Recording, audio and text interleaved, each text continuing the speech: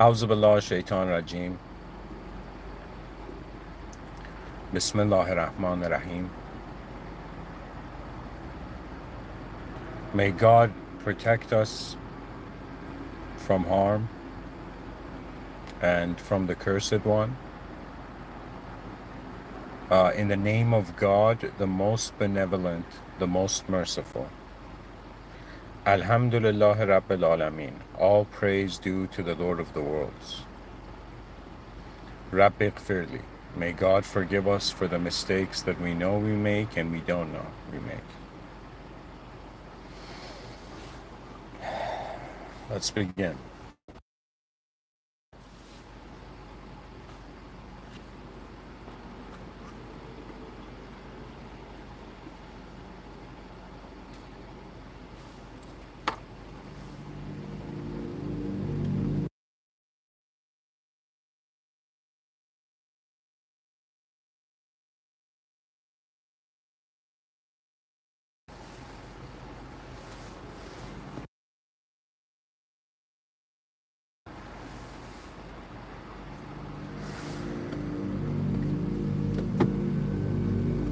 I was going about my day, and interestingly, a thought arose about how thoughts are arising to me throughout the day. In other words, taking the question deeper, like what are the thoughts or inner eventhood of the human experience throughout the day. And I noticed a unique relationship which I want to bring to viewers, and it's not that I'm like teaching something, I'm just talking about something I'm observing. You can share your own insights in the chat section below. Anyways, what I noticed, which I found to be very interesting, and I tried my best to kind of sum it up through the title. Am I the original thought of the day? You know how, for example, coffee shops, they have the special of the day, restaurants, coffee shops, and all that. So I thought to myself, let's say from the moment I wake up to the moment I sleep, there is a time frame, and within that time frame, there are events that are taking place. Now, I asked myself at the end of the day, what am I identifying with in this world? In the world I'm speaking about, okay? And I thought that it's the original thoughts, like a lot of the day, like what happens and what is done and the activities of the human being, they're kind of repeat, and they lack something you can call novelty, right? So I thought, okay, if let's say I live one day uniquely, then the next day I live like that, and then the next day after that I keep repeating that way of living, right? So I thought, then how am I identifying with like the experiences I'm having throughout the day?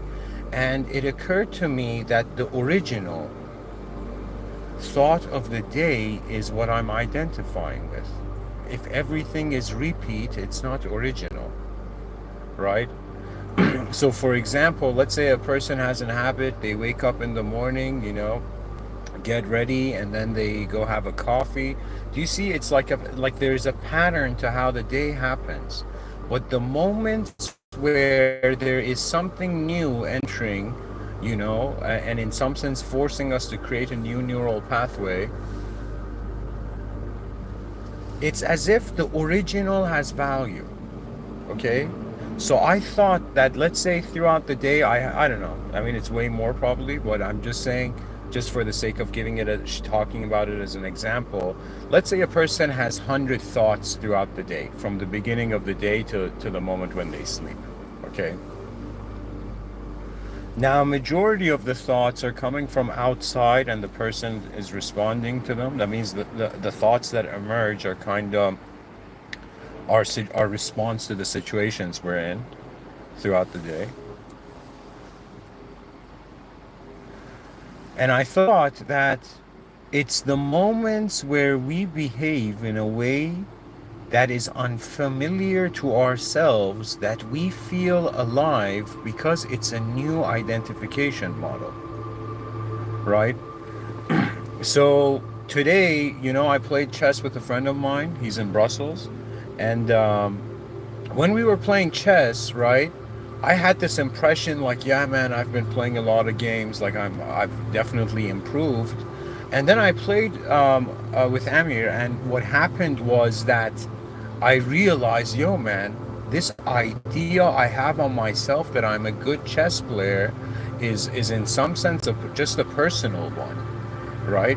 And then I realized, okay, how many things in my life am I okay with their repetition? Do you know? So I had this thought today that I'm not as good as I think I am. And then how many thoughts could I be having on myself that are inaccurate? Like that arose to me, that feeling, right? And it was new. And what was the original part of it was not just getting an insight out of how something happened throughout the day, but just what it led to in regards to the scope of its meaning and implication. So let's say a person has, let's say, 100 thoughts throughout the day. Let's say they have only 2 or 3 original thoughts. And then I thought, okay, let's say if there were a couple original thoughts throughout the day, what is the significance of them? How is the person realizing their original, and how is it relating to the person, right? So this was interesting for me to think about it, that what am I considering me to be throughout the day, and how does it relate to repeated thought forms of identification, or original thought forms of identification, and what makes it actually original?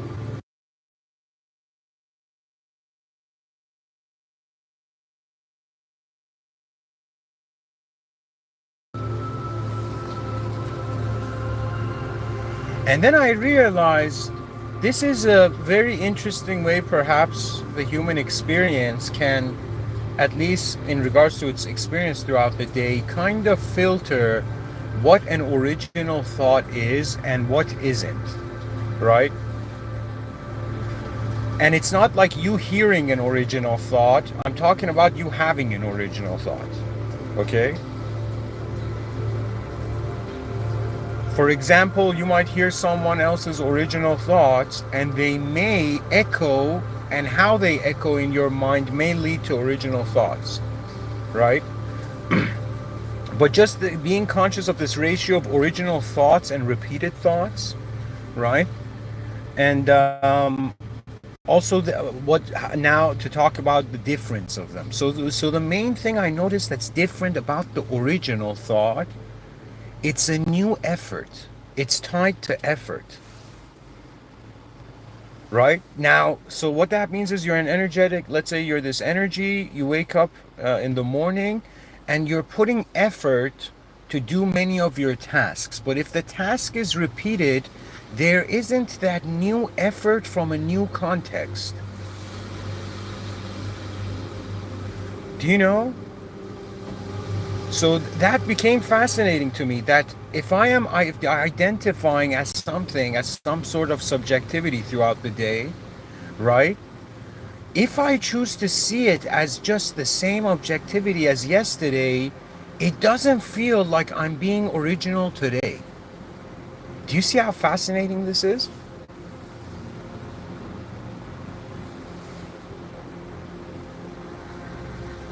And what distinguishes the original thought? Effort that in some sense shifts the context of meaning.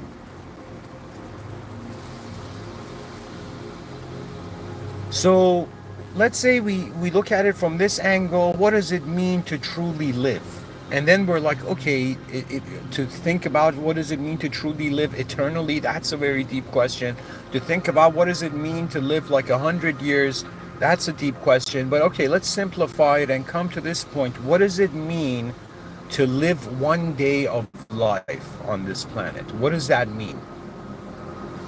Now, if you had an option, right, I think this would be the case, that let's say a meteor was hitting Earth, or I saw in this TV show, like there were a bunch of these people. Like it was this clip online, to be honest. There was a bunch of people, you know, like these. It was like this video showing people on an airplane, and then the captain's like, the airplane's gonna crash. It's time to call your loved ones, right? And then there was a character in this video that this character called, instead of calling his loved ones, he called someone he hated and just kind of like, you know, shouted at them, right? But my point is that if your time was limited, you may not be repeating reality this much constantly. What that means is it's the illusion, no, I shouldn't say illusion, but it's this sense that life is very long, and in some sense we require to do disciplined action to in some sense maintain it over time. I'm not against the repetition. I'm just saying how you feel, if you at the end of the day, if you have lived or not, depends on an effort that is very closely tied to the idea of novelty and original motion. Original motion, like you could do something and it might not be original, but it might be original for you. That means you don't have the pattern of that, right? For example, for me, just, you know, at the beginning, imagine the first talk I ever gave. That was like a very unique, original moment, right? Where the composure of it was in some sense occurring in real time, right? So if somebody asks you, who are you in 1 day of life, or let me go back to this point of why I shared that airplane story, that in some sense, imagine that a meteor was hitting Earth and our time was limited. We only had 1 day on this planet, okay? What would you do? Would you live repeatedly as you have lived before, or would you suddenly feel like, man, there were so many new things I wanted to do. There were so many scenarios I wanted to experience how myself would in some sense express in those moments. Do you know? So I'm saying that really humanity is living through repeated personal forms, societal forms, even, you know, universal views, right? But on some level, if time was limited, because it's a massive space and unknown possibilities, a part of us feels like, yo, man, could I have done something completely different? You know, the thing about why I feel it's a privilege to have a mind as a being, right? It's simply because you reach a point where the options of activity, of activating throughout the day are vast. That means it would be like in the same way that a person selects what kind of clothing they want to wear. Imagine somebody's like, yo, man, I could wear a top hat today. You know, somebody else is like, no, man, today I'm going to dress like clothing doesn't exist. You know, what I'm trying to tell you, okay, is that just like how there is numerous selection of appearance modification, there's also a numerous selection of experiential, like let's say there's many experiences we can select from, right? Not all experiences, because there's a notion of privilege from your existential starting point. But what I'm trying to tell you is that at least in communication and behavior there is, right? That means that before I give this talk, there is a silence and I am selecting in some sense what sort of imagery and conceptualization I slide through. Do you know?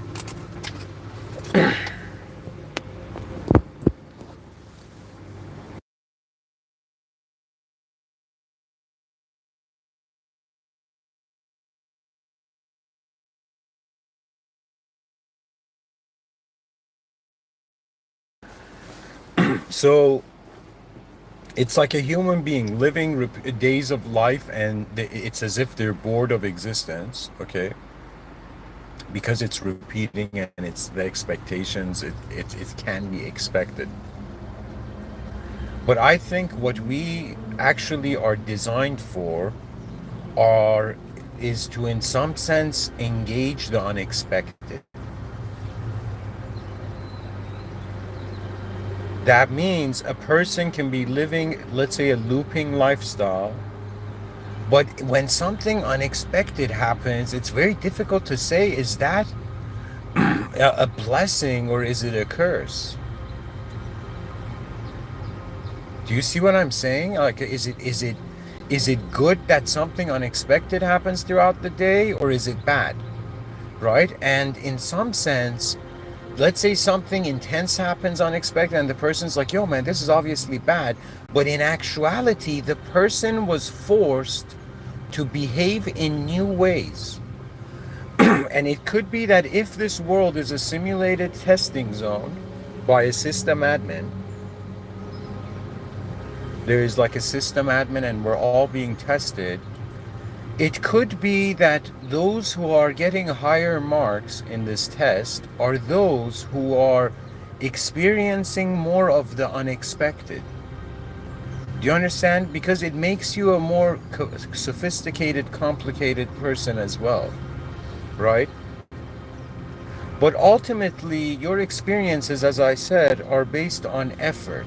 Effort, there's two modes of it, we can say. One effort is external effort. You move something.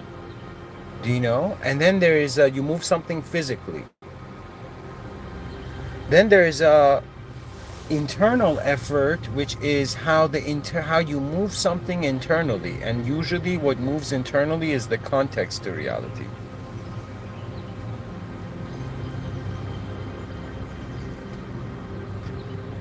You know, there are people in the chat section saying thoughts happen to us, said Young.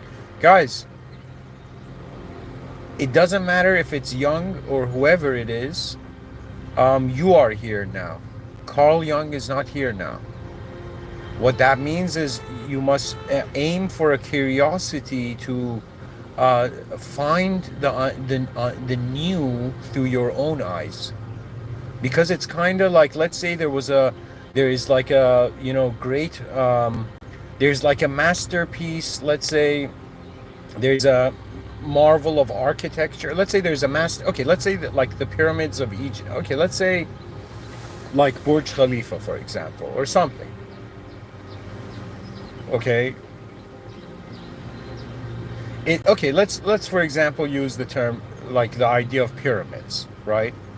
It's as if right now I haven't seen the pyramids and you haven't seen the pyramids, let's say. And we're both wondering about the pyramids, right? About what a pyramid is. And so instead of us going to go see the pyramid, get to the truth of the perception, the truth value of the perception, right? We're just like, yo man, that guy said the pyramid is like this. That guy said the pyramid is like that. You have to, in some sense, treat yourself as being capable of being original.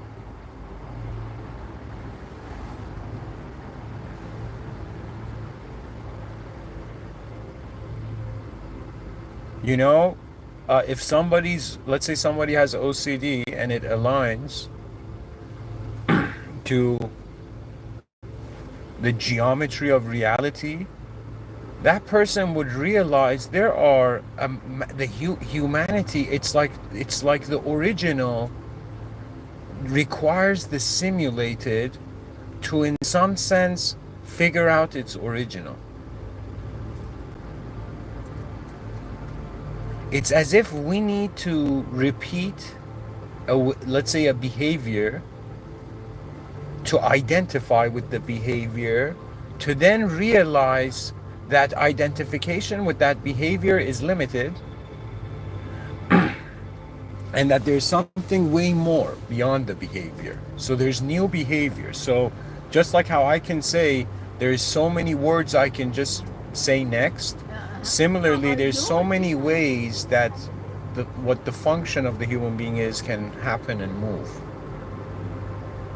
Now, this episode is focusing on, let's say, from throughout a day, through one day of life, okay, through that unit.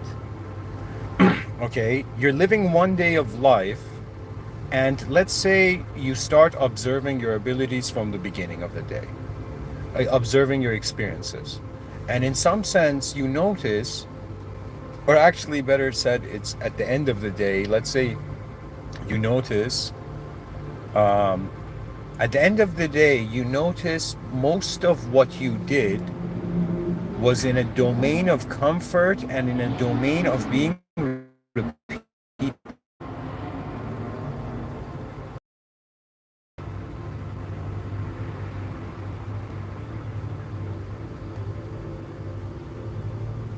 that means comfort is yesterday's pattern repeating.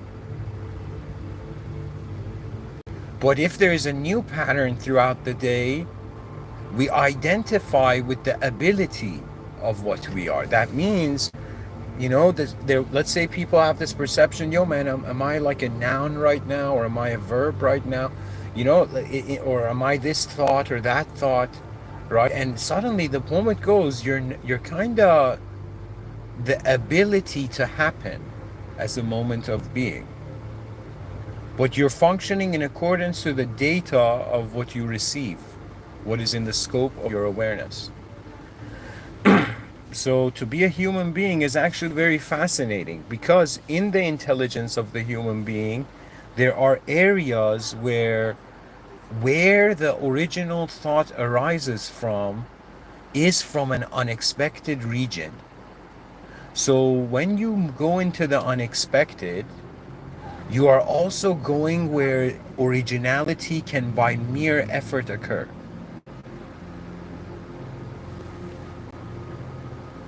That means it's like you're let's say you're a pattern, you go into a new environment, whatever that pattern does, it becomes a new pattern because it's contextual, it's found in a new context.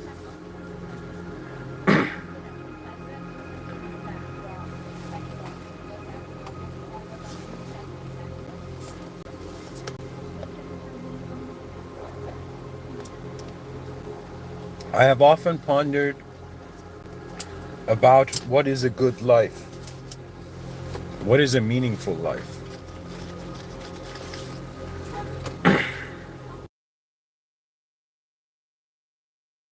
And it comes to this position where if you're not willing to put away your ego, you won't get to see more than yourself here. That means, in how many ways can a person behave that like you can behave in a way that you have never behaved before? I can completely shift even my approach to giving these talks. I could start with the end of the talk first. Or I could suddenly start in the middle of the talk. That means, what are the variations to how what we are activates in real time?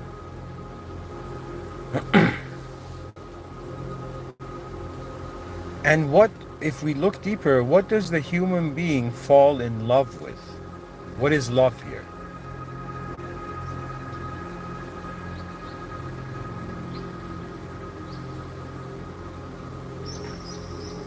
Perhaps a unique definition could be to discover that you can belong to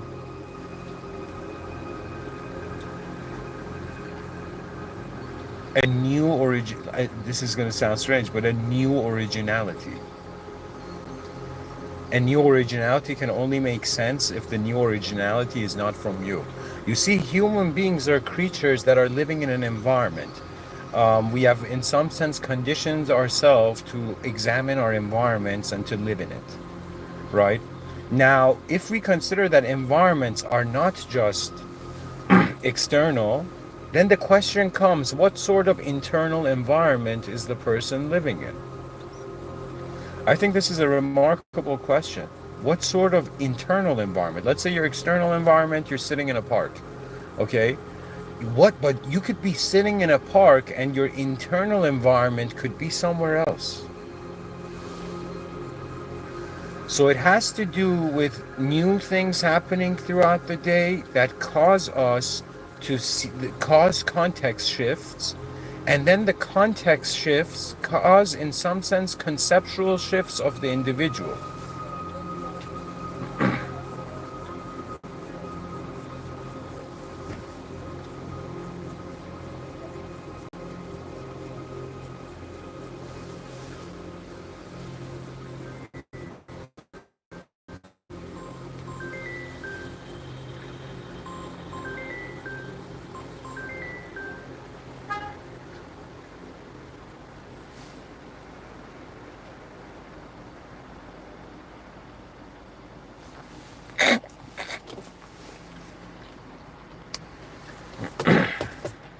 Excuse me.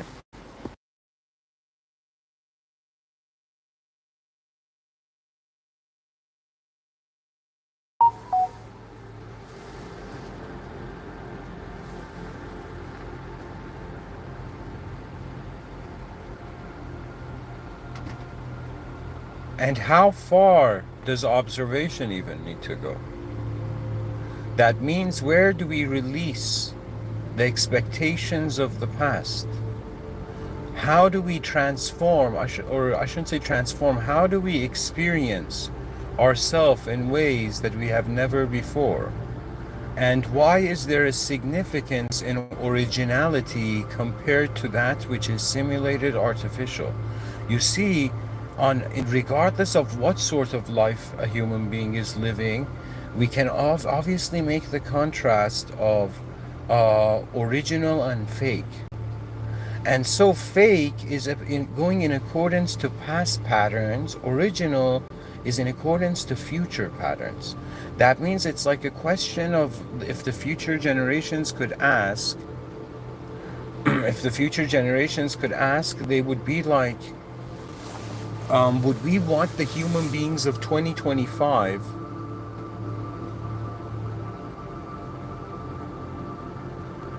to behave like the past, or do we want them to behave like the new?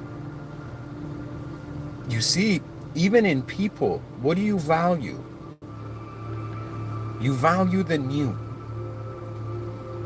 You see, more than life is about people and the world, it's about how our intelligence is happening, how it's functioning.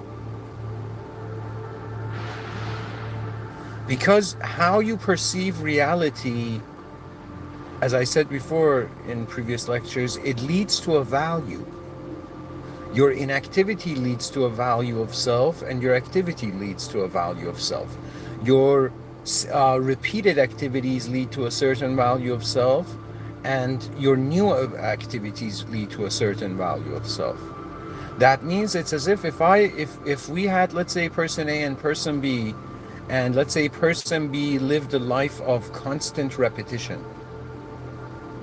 Just constant repetition, nothing new.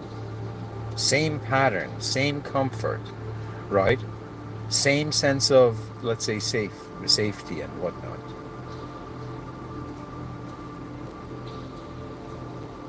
And person A lived a life where it's as if people would be like, yo man, this person is not afraid of life, because they are too fascinated to see what can happen with it. You know, I was driving, and on the radio, I believe it was by Maverick City Music or something, and this song came, what was it called? Fear is Not My Future.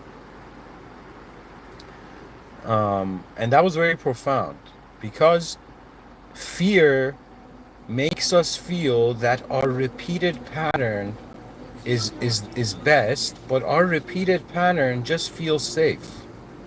Do you understand? That means I'm kind of looking at the human species and being like, are we trading the sense of safety? Are we trading novelty for safety when we live as we did before? And how should the human being really communicate? That means, should the human being communicate in a way that is different every day, or should it be the same? But at the same time, we can also have a sort of beautiful counter argument to this, that how else would one attain ability? That means it's like there will eventually be novelty because you can't be in the same spot forever. But let's say there is a swordsman, and this guy takes a sword and every day like practices. Imagine back in the day when people had swords and shields, and this guy goes to the forest and practices like his swordsmanship on trees every day. At some point, repetition, repetition, repetition, repetition. Wait a minute, something's different. Repetition, repetition, repetition, repetition. Oh my God, something is really becoming different. Or the person doesn't feel they're different. They're just repeating, repeating, repeating, repeating, until one day they begin to see that they suddenly have cultivated an ability. Do you know?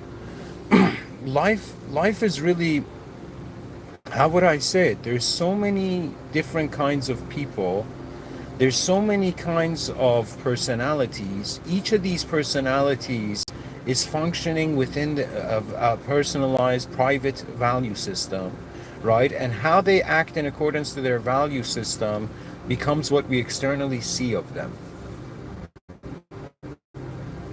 Now, how much of the human activity throughout the day is coordinated, which is another way of saying how much conscious activities are there, how much of it is just subconsciously progressing.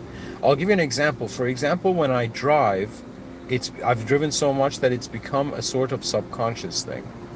Or for example, anybody, it's like we don't consciously think about walking. We don't take one step in a new place and be like, oh my God, this is a new experience. It's as if we're constantly processing reality and becoming acquainted with its patterns, and then getting bored of those patterns, expecting new patterns. And if we are incapable of, and if we think that the value of a new pattern is in its result, and if we're incapable of getting that result,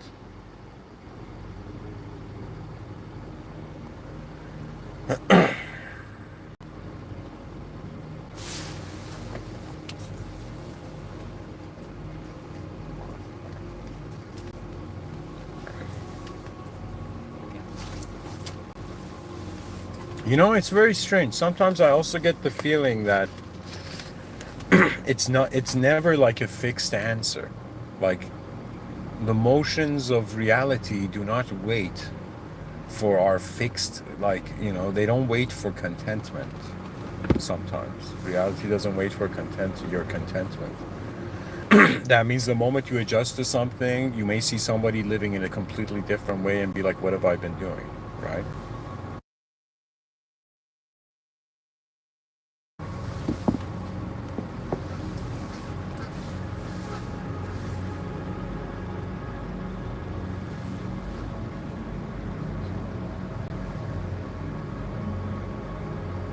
And I do consider, I know, like, I say I'm a visual thinker and all that, but I think any one of us, when it comes to external reality and how we function in it, we have an expectation. That means the day, but see, this is the different thing. Because we want a different result, we keep living every day in accordance to an expectation.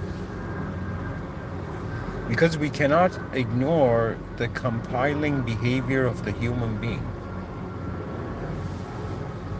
This is why memory is very significant. And when a person forgets, it's as if they find themselves in a new place. You know how much of just meaning is just location, like memory bound. You know, but it's fascinating to me because going back to this, am I the original thought of the day?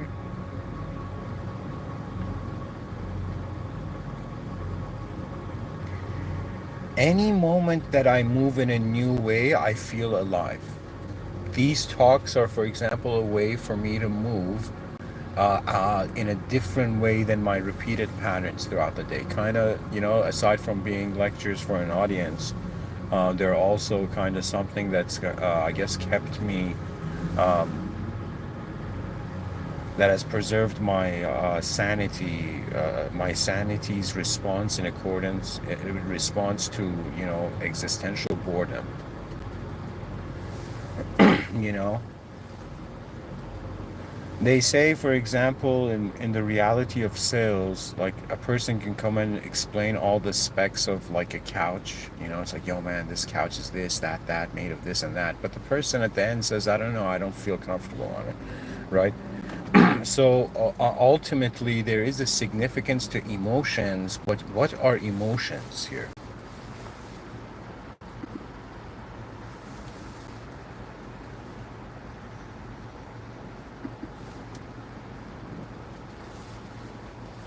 So I'm saying, regardless of how much we analytically explain it, there is something in the human being that prefers emotions,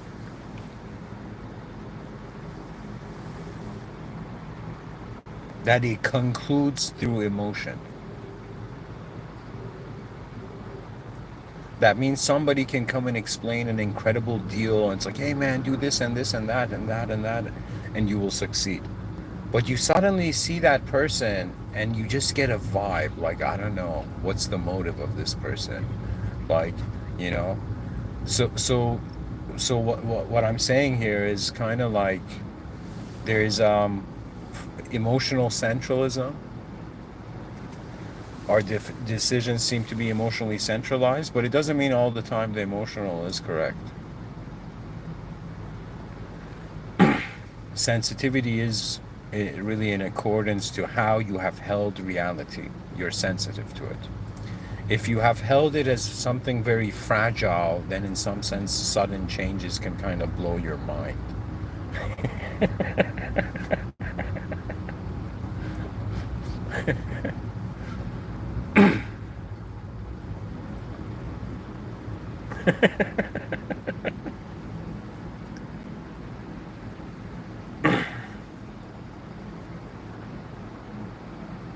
You know, my firm conviction is that people need God.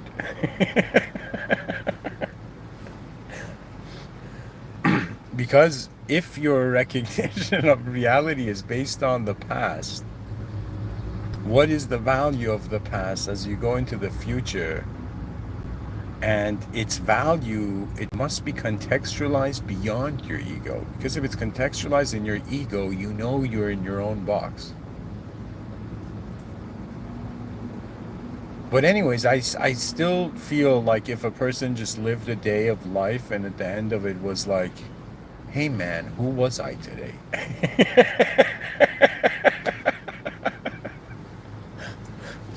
Can you imagine, like, after you live a day and you're like, who was I today, really?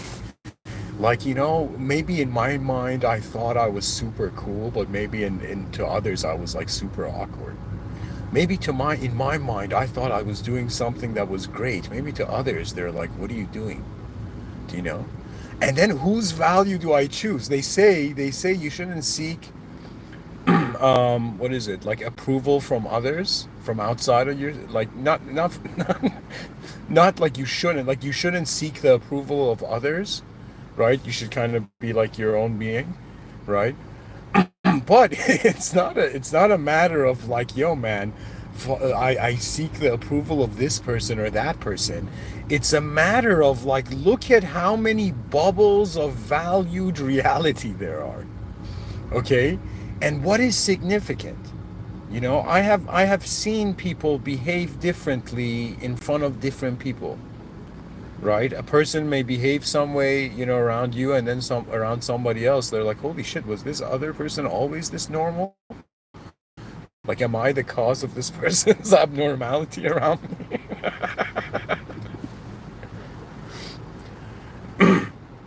It's as if, somebody's like, yo, man, my partner is crazy, my spouse is crazy. And then the person comes and says, hey, man, you got to double check to see if you're not making them crazy. You're not driving them crazy, you know?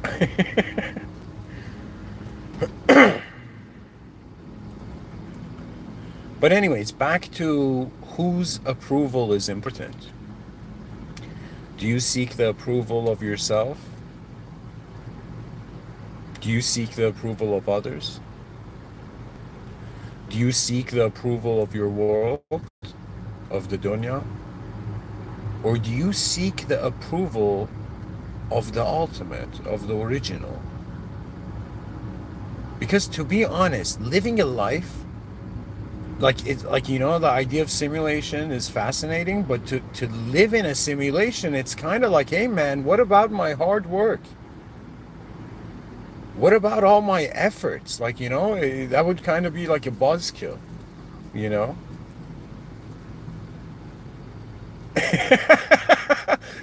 Sorry guys, you know what it would be like? It would be something like somebody's like, "Hey man, I spent my whole lifetime advancing civilization and we all built an advanced civilization, right? But at the end it was never here."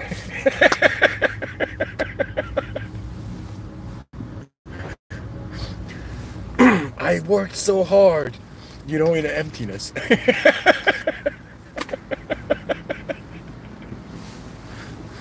Oh man. Trust me, without the idea of a system admin, it's very meaningless. We need to consider an intelligent source, at least to our intelligent behavior. You know.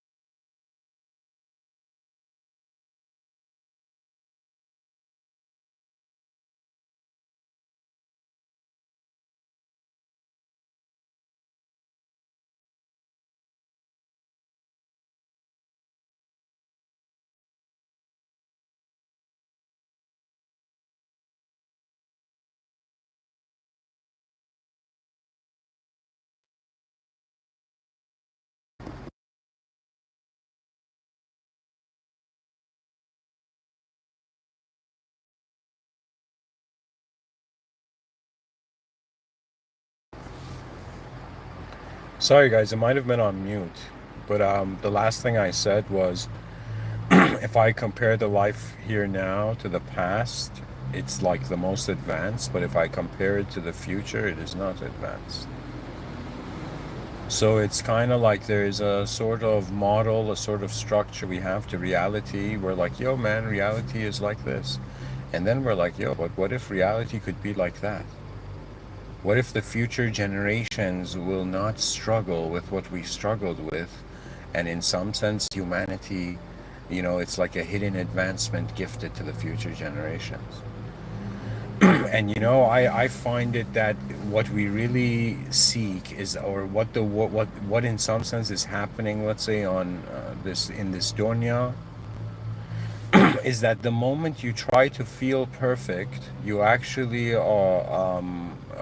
notice the imperfect. That means if I say I'm imperfect, I have this comfort of being like, okay, in how many different ways can I attain perfection of my craft or whatever, right? But if I say I'm perfect right now, I'm perfect who I am right now, then it's as if the only thing left is to see your imperfections, right? But it is also a changing system, so there isn't like a constant value I can give it. Like if somebody asks me, like Mr. Within, which one of your talks do you like the most? Right? I'd be like, I don't know if I can give a value. Each of them was like the most significant moment of my life when I was giving them. Or like a very important moment in my life. Right? So they all, have this sort of value. But those where I enter new, you know, I communicate about new things. Those are very refreshing. But of course, the human being is limited, and as you get older, it becomes like when you're younger, you're trying to find the limitless. But as you get older, you find your limitations. So it's not like I'm saying a senior person should start like doing backflips, like doing to feel like new and original. Do you know? But the moment becomes, you know, I don't know how to say it, but it's like at the end of the day, if I'm like out of the 100 thoughts I had a couple that were original. How were those original? Because I put an effort to perceive a new result to the moment, right? So it's as if what I'm identifying really as when we say like who am I, right? At the end of the day, I am what I did that was different than yesterday.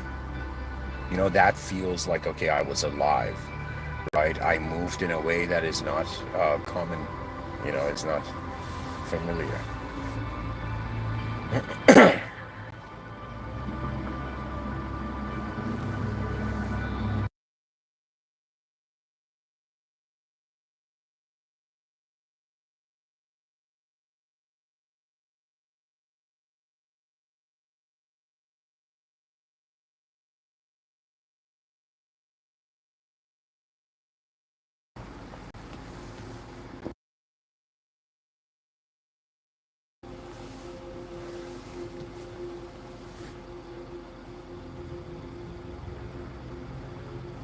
Ah,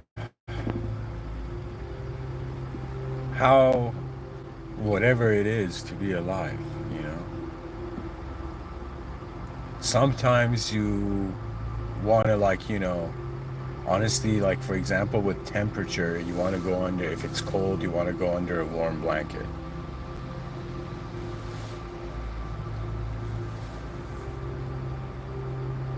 If it's hot, you want to get out of, you know, you want to go somewhere where there's better air conditioning.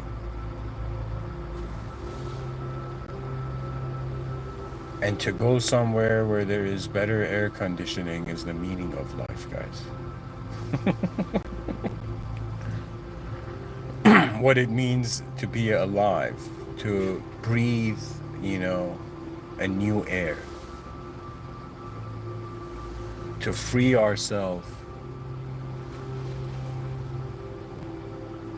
from how yesterday's expectation chained us.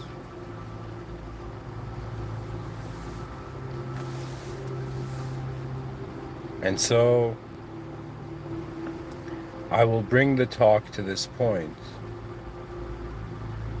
that wonder what you're identifying as. Not, I don't mean like, take it so deeply you have to identify, like, you're like, okay, I'm not a biological organism anymore, I'm some abstract, well-written fiction. What I mean by this is that rather than you're a thought form, you're in the presence of the original force.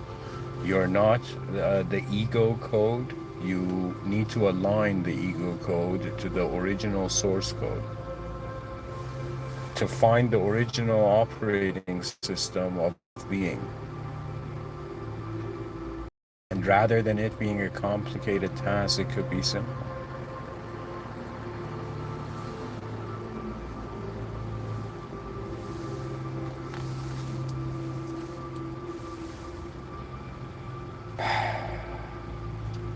Thank you for listening.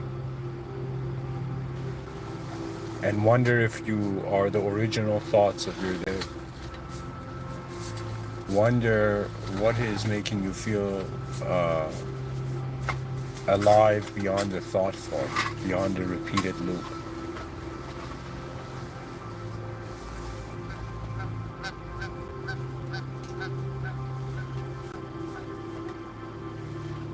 For there is outer freedom and inner freedom. Outer freedom is to move in new ways. Inner freedom is to, in some sense, have a reality mean in new ways, have meaning in new ways.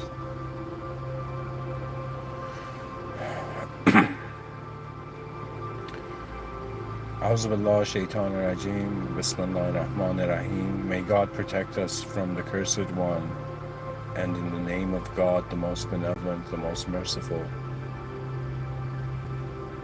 Alhamdulillah Rabbil Alameen. All praise due to the Lord of the worlds.